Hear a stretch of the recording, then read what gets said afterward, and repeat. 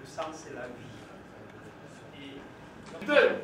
Chers compatriotes, à ne pas... L'élection est arrivée dernièrement. Avant, j'ai dit aux gens, je suis le prochain chef de l'État. J'ai martelé tel un perroquet que je suis. Parce qu'il faut préciser que Ngossi le Bassa, c'est le perroquet. Le seul animal dans la nature à qui Dieu a donné le don de la parole. J'ai pris conscience de ma destinée. Je suis allé devant la glace, je me suis regardé et j'ai vu à moi le chef de l'État. J'ai estimé que les autres ont deux mains, deux pieds comme moi. S'ils peuvent, je peux. Dieu m'a donné la chose la plus chère au monde qui est la vie. Il n'y a donc plus rien qu'il puisse me refuser. La politique est un travail de sacerdoce. Je dois être donc le souverain serviteur de mon peuple qui a vocation à être mon souverain employeur. Et pour ce faire donc, nous avons pensé la société avant nous, pendant nous, mais j'avais des difficultés sur l'après-moi. Et là, je me suis souvent effrayé devant la glace en me disant tu vas devenir un tyran.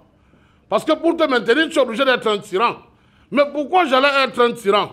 J'allais être un tyran parce que j'avais la phobie de venir, de bâtir et de partir en ayant la crainte que quelqu'un viendra après moi ne partageant pas les mêmes idéaux de sacerdoce, il va ramener le pays à 50 ans en arrière. Alors là, j'avais cette frayeur-là. En tant qu'homme d'État, je devais donc penser la société après moi. Et une nation forte, une société forte est une société avec des institutions fortes. D'où la conception, la création de la kamacratie, qui est en réalité le modèle de gouvernance africain qui tient compte de nos réalités sociologiques et anthropologiques. Je me suis inspiré de la civilisation Bamoun. Pendant l'Ongwon, le sultan passe tous les 2 ans devant les notables. Il est jugé sur la place publique. Il répond sur sa gestion de la cité. Il peut être frappé d'une amende. Il peut même être destitué par les notables. Toujours est-il que c'est un modèle de gouvernance qui m'a interpellé. J'ai observé donc cette civilisation, cette façon de faire avec l'Ongwon. J'ai dit, bon ben, c'est le sultan qui nomme les notables. Bon, c'est clair que s'il pense qu'il y a des gens parmi qui peuvent le destituer, il peut les changer avant que les 2 ans arrivent. Il fallait donc penser autrement. D'où nous avons donc pensé la kamacratie. Kama qui tire son nom du nom originel de l'Afrique, Kama, les Africains étant les Kamites, et Kratie qui se rattache à la gouvernance au service du peuple, par le peuple, pour le peuple. Donc la kamacratie n'est nullement la démocratie africaine. La kamacratie est le mode de gouvernance africain pour les Africains et pour le monde. En réalité, sous la kamacratie, le chef de l'État est élu au suffrage universel direct. C'est le septennat.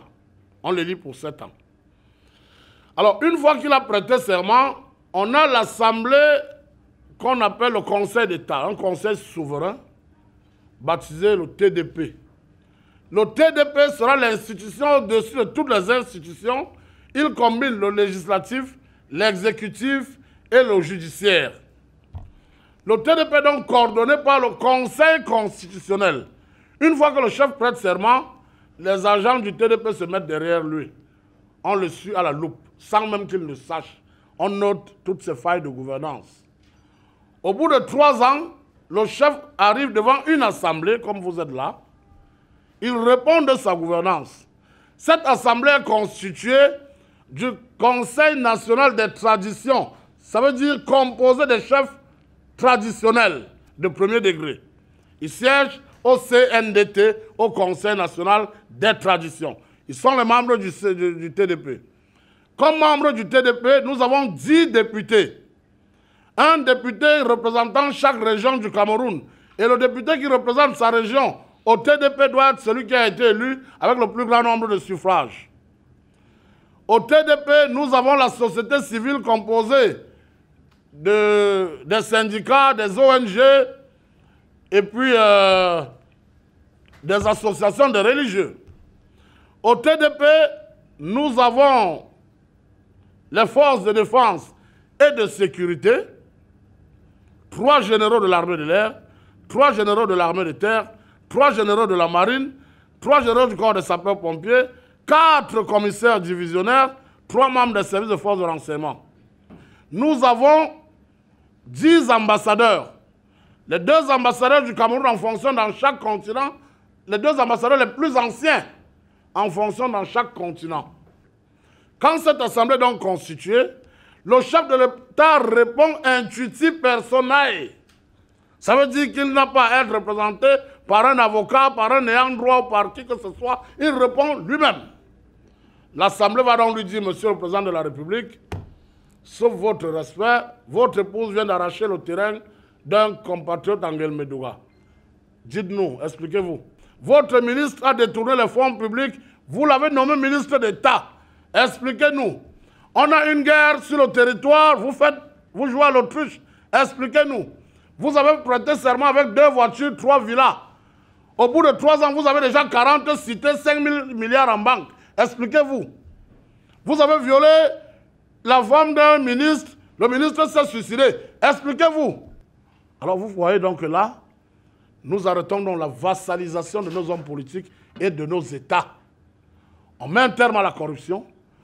Ça fait donc que, pour un septennat, l'élu passe devant le TDP à 2 reprises, 3 ans. Ça fait 2 fois.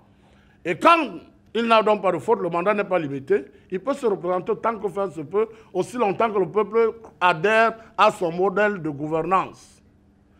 Maintenant, si vous êtes destitué et que vous avez le sentiment que c'est une cabale ou un complot contre vous, nous vous donnons, la loi vous donnera le droit de poser votre veto au Conseil constitutionnel et de solliciter la tenue d'un référendum.